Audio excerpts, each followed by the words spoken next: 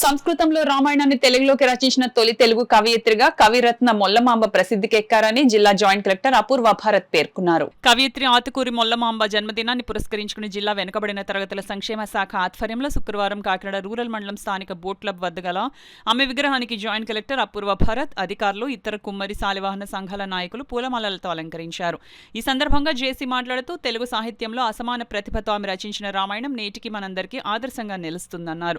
15వ శతాబ్దంలో సమాజంలోని అసమానతలను ఎదిరించిన వీర వనితగా మొల్లమాంబ ప్రసిద్ధికెక్కారని జేసీ కొనియాడారు. సంస్కృతంలోని రామాయణాన్ని తెలుగులో రచించి సామాన్య ప్రజలకు రామాయణాన్ని చేరువ చేసిందని, ఆమె పాండిత్యంతో తెలుగు సాహిత్యానికి చేసిన సేవలు నేటి తరానికి ఆదర్శంగా నిలుస్తుందని ఆయన పేర్కొన్నారు.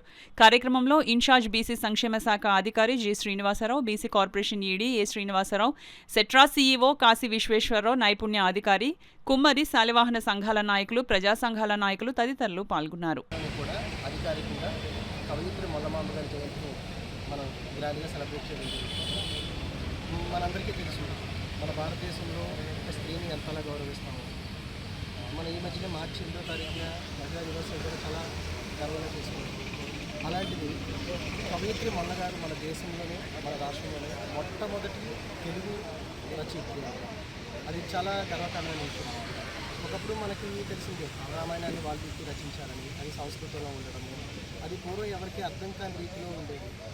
అది మొల్లమాంబ గారు చిన్నప్పుడే బాల్యంలోనే దాన్ని గ్రహించి ఇలాగే ఎందుకు చెప్తున్నారు, ఇది మనకు అర్థం కావట్లేదు కదా, నలుగురికి తెలిసే విధంగా బాగుంటుందనే ఉద్దేశంతో ఆవిడ వచన కావ్యాన్ని, రామాయణాన్ని తెలుగులోకి అనువదించి ప్రతి పామరుడు కూడా చదివి అర్థం చేసుకునే విధంగా ఆవిడ రచించి ఈరోజు మనందరికీ కూడా మనం చదివే రామాయణాన్ని మనకు అందివ్వడం జరిగింది. ఒక 5 రోజుల్లోనే ఈ కార్యక్రమాన్ని పూర్తి చేసి ఒక చాలా అద్భుతమైన అమోఘమైన కార్యక్రమాన్ని తెలుగు ప్రజలందరికీ కూడా ఆవిడ అభినందించారు.